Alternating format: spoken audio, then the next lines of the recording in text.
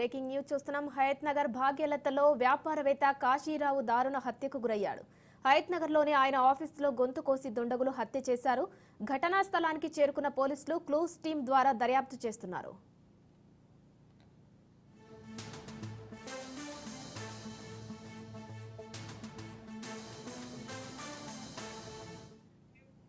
హయత్ నగర్ భాగ్యలతలో వ్యాపారవేత్త కాశీరావు దారుణ హత్యకు గురయ్యాడు. హయత్ నగర్ లోని ఆయన ఆఫీసులో గొంతు కోసి దుండగులు హత్య చేశారు.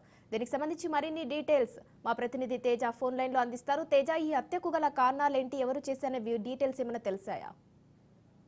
ప్రధానంగా చూస్తే మాత్రం ఇటు హైదరాబాద్ పరిధిలో అయితే మాత్రం రోజు రోజుకి ఆ నేరాలు అయితే మాత్రం చాలా ఘోరమైనటువంటి నేరాలు నమోదవుతున్నట్లుగానే చెప్పాలి. అంటే నేరం చేసే వాళ్ళు ఏ విధమైనటువంటి అడ్డు అదుపు కానీ కనీసం భయం భక్తి లేకుండా కూడా ప్రవర్తిస్తున్నారంటూ కూడా సామాన్యుల నుంచి విమర్శలు వస్తున్నట్లుగానే చెప్పాలి. ఎందుకంటే మనం నిన్నే చూసాం ఆ ఘటన. ఎందుకంటే హయత్ నగర్ పోలీస్ స్టేషన్ పరిధిలో హయత్ నగర్ పోలీస్ స్టేషన్ లో కానిస్టేబుల్ గా పనిచేస్తున్నటువంటి నాగమణిని తన సొంత సోదరుడే ఏ విధంగా దారుణంగా హత్య చేశాడు అనేటువంటి పరిస్థితి ఇంకా ఆ విధమైనటువంటి ఛాయల నుంచి బయటపడక ముందే మరో విషాదం అయితే మాత్రం ఇటు హయత్ నగర్ ప్రాంతంలో చోటు చేసుకుందన్నట్లుగానే చెప్పాలి. ఈ హయత్ నగర్ లో ఉన్నటువంటి ఈ భాగ్యలతలో సంబంధించి వ్యాపారవేత్త కాశీరావు అయితే మాత్రం ఆయన్ని ఆ దుండగులు కొంతమంది గుర్తు తెలియని దుండగులు అయితే మాత్రం చాలా దారుణంగా హత్య చేశారు అన్నట్లుగానే చెప్పాలి. ఎందుకంటే హయత్ నగర్ లో తన ఆఫీస్ లో గొంతు కోసం మరి ఈ దుండగులు ఆత్మహత్య చేశారు. అసలు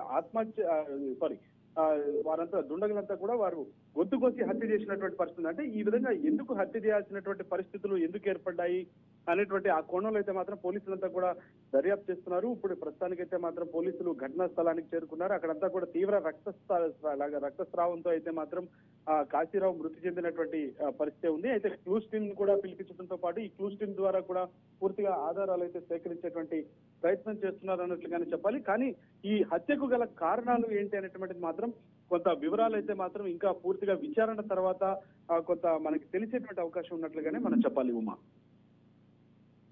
థ్యాంక్ యూ తేజ.